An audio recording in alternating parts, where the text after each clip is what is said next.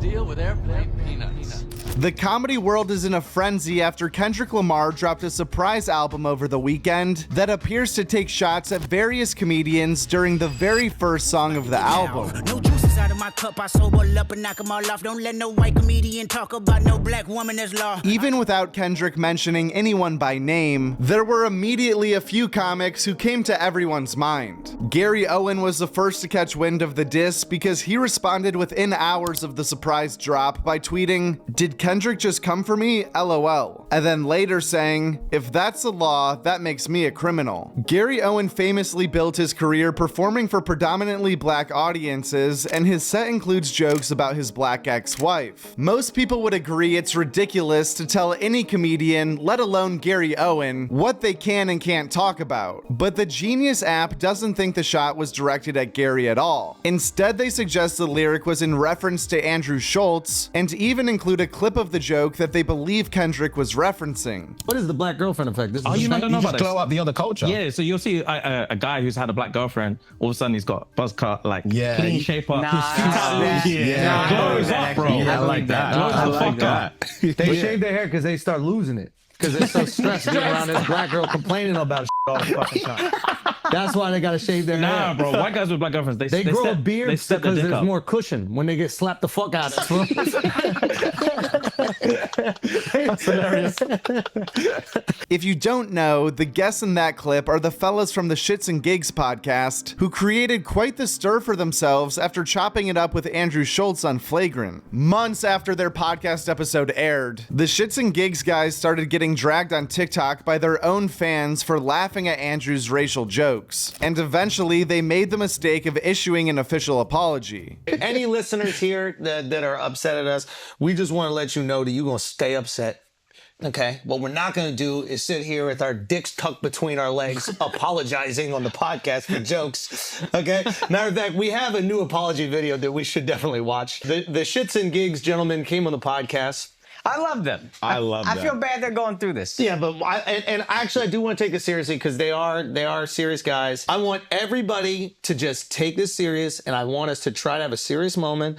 It's a serious podcast, and I want to just listen to their heartfelt apology. This whole situation originally caused a lot more drama for the Shits and Gigs guys than it did for Flagrant or Andrew Schultz. Even as someone who makes videos about comedy news, I don't even remember this being that big of a deal. But for some reason, those jokes have been singled out as apparently being the smoking gun that proves Kendrick was talking about Andrew Schultz, even to the point where DJ Academics had to get the white comedian on the horn for an official comment. I hit Andrew Schultz about that. His reaction was, yo, is this guy too woke to understand a joke? And I said, I think Kendrick's a guy who knows his audience, and his audience thrives on having a mutual enemy. The best way to unite a group of people is not to just have them put aside all their beefs or squash everything. The best way is to create a bigger enemy. You know what I'm saying? You'll have all these, you create a bigger enemy outside of the enemies you have. It's definitely a stretch to think that Kendrick Lamar wrote a diss about Andrew Schultz based on one joke from a 2-hour podcast that came out in July. But Vulture somehow made an even crazier claim, trying to reach and say that the lyric is somehow actually about Matt Rife. The Vulture article is more than likely just a lazy journalist trying to mash up two big names for a headline, but it's also proof that more than likely the line from Kendrick was a general statement talking about all white comedians as a whole. And then after the fact, people found context to apply to any comedians that they already didn't like or who have been in trouble in the past. But the rush to assign blame to an individual person quickly turned whatever message Kendrick was trying to make into a game assigning blame and harassment to random comics that were all just doing their jobs. This also just shows how big the comedy industry has gotten over the last 5 years, where now comics are so prevalent in the mainstream that there are millions of people being exposed to these jokes who have no general concept of what stand-up comedy is or the general philosophy comedians hold in pursuit of laughter. 10 years ago, people would have to go seek out comedy in order to potentially be triggered by a joke, but with so many comedians being household names in 2024, a lot more people who just don't get it are starting to speak up like they do, which is how you end up with a rapper telling a comedian like Gary Owen that he's not allowed to talk about his own ex-wife. Unless maybe the line wasn't a shot at comedians at all. If this lyric truly did stem from the jokes made by Andrew Schultz to the Shits and Gigs guys on Flagrant, it's probably more likely that Kendrick would be calling out the Shits and Gigs guys for letting that happen on their watch and even laughing at the jokes. But it still feels too unrealistic that Kendrick Lamar would be talking about one specific comic or joke and would do so without including any names. Cat Williams was mentioned by name 2 lines before the white comedian's lyric in reference to his legendary appearance on Club Shay Shay, which apparently is happening again for round 2 on January 3rd, 2025, but this time with even more vengeance. When I wrote it out to kill the careers of the people I was talking about, right?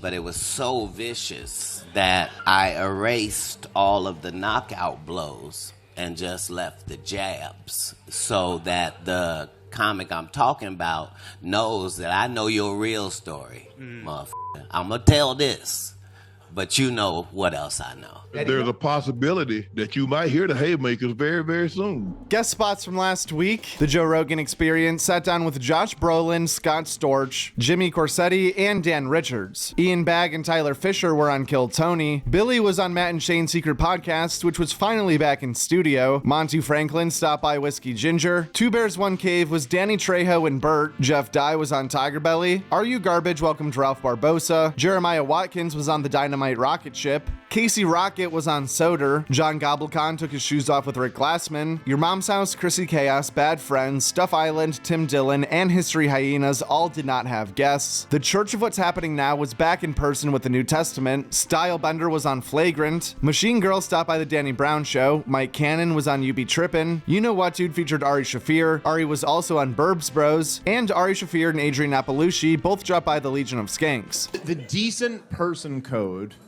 is you don't recline your seat in coach. Decent person code was a failed project at MTV too. Decent person. Decent person. Welcome to Decent Person. Andrew Schultz. By the way, yeah, what's up? We're decent people over here. Okay, and as someone who let the military get on the plane first. Help an old bitch with her bags. We're decent people.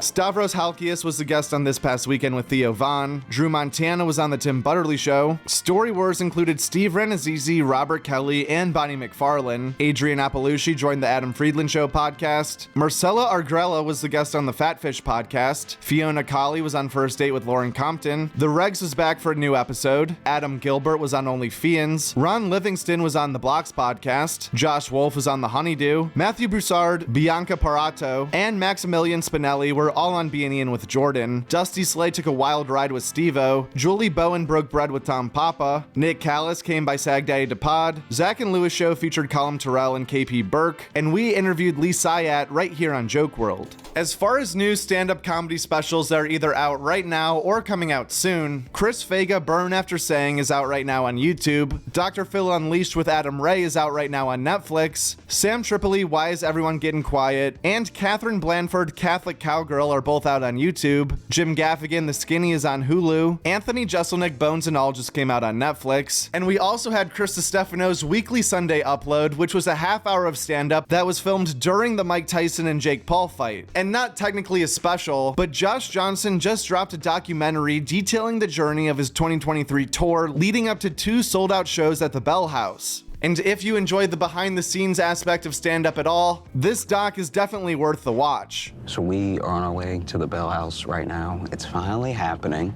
We're about to get ready for the show. Yeah, still pretty, I don't know, still pretty, like, nervous in a sense, because I'm a little, this is very unprofessional of me, but I'm a little unsure of exactly what I want to do as far as, like, I've got the set, but then joke to joke, I'm like wondering if little middle pieces need to be there and stuff like that. So it's like still just tinkering with it in my head and stuff. And there's nothing that I think is gonna bomb. And I think that is most of what doing comedy is like. Everything that I'm gonna do tonight, I think works.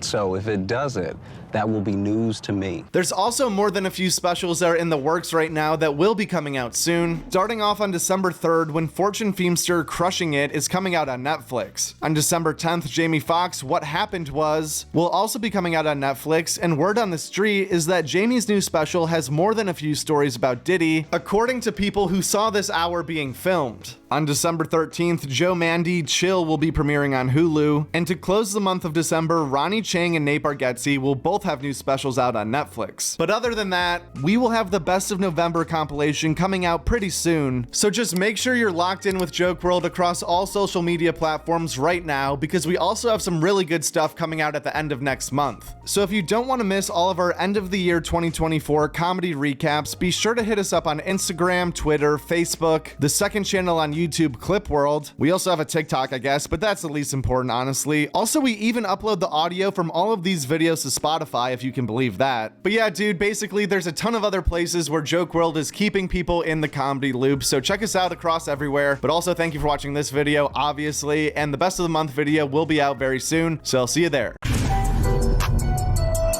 At Joke World. That's it, at Joke World. And the world is WRLD.